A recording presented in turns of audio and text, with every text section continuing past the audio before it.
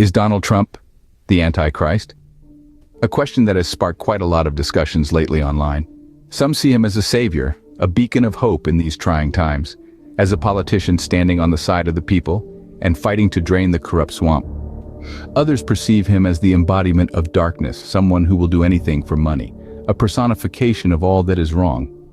It's a topic that stirs concern, but it's important to approach it with a broader understanding of occult and spirituality. First, it's important to recognize that the concept of the Antichrist is not confined to a single individual. It represents a fundamental duality within the human soul. Within each of us, there exists both a Christ and an Antichrist vibration. These archetypal energies symbolize the eternal struggle between light and darkness within the human soul. Embracing this duality allows us to acknowledge our capacity for both love and fear, compassion and cruelty. This doesn't mean we're all destined to become saviors or destroyers. Rather, it highlights our potential to shape our individual and collective destinies. We often look externally for a savior, a messiah to guide us through the storm. This explains why we are drawn to the concepts of Christ and Antichrist.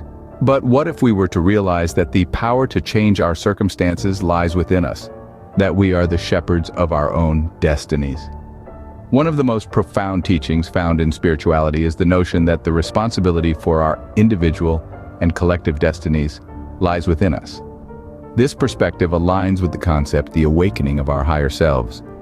It encourages us to take proactive steps to shape the world we want to live in, rather than passively waiting for one person to lead us to salvation.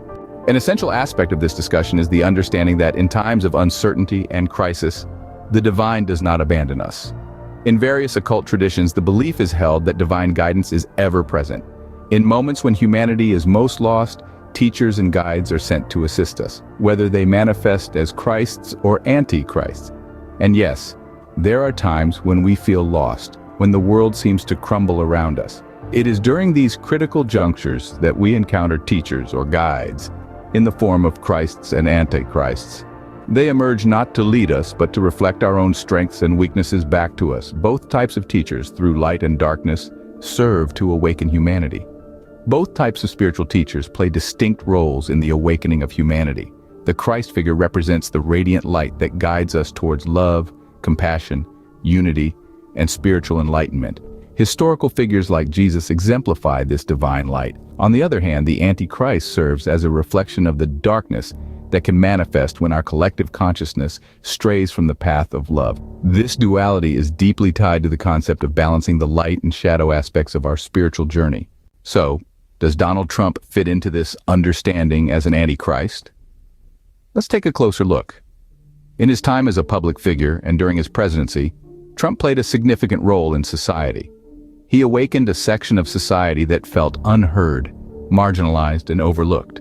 His vocal stance against corruption and his rallying cries for justice resonated with many, sparking a movement that cannot be easily dismissed. However, his position on health mandates has also been a contentious point, greatly drawing further backlash. These bold steps into the thrum of societal unrest have both awakened many and caused an equal amount of disruption and hurt.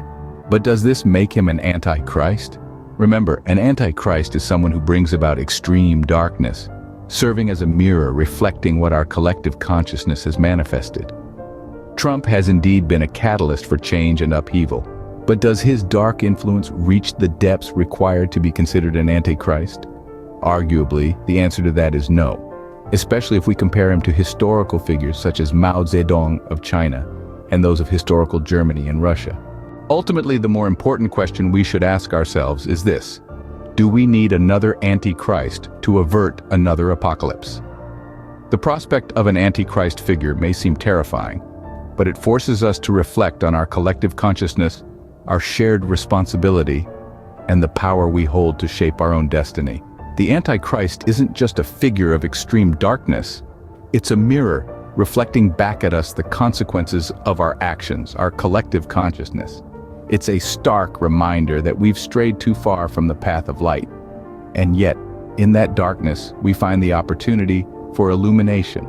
For it's only when we're confronted with our own shadows that we can begin to understand the power of our light. This is where the concept of individual responsibility comes into play. Each decision, Each action, each thought contributes to the collective consciousness, shaping the world we live in. If we're to avoid another era of darkness, it's not just about waiting for a savior or fearing the arrival of an antichrist. It's about acknowledging the power we hold within us. The power to choose love over fear, unity over division, light over darkness, an opportunity to redefine our world, to reclaim our collective destiny. To prove that we are not just passive observers in this cosmic play, but active participants capable of influencing the course of our history. The hope is that we, as a collective, are ready to take charge of our destiny and save ourselves this time. Thank you so much for accompanying me on this spiritual journey. Don't forget to like this video, subscribe, and share this important information with your loved ones. See you soon for the next spirituality mini-series.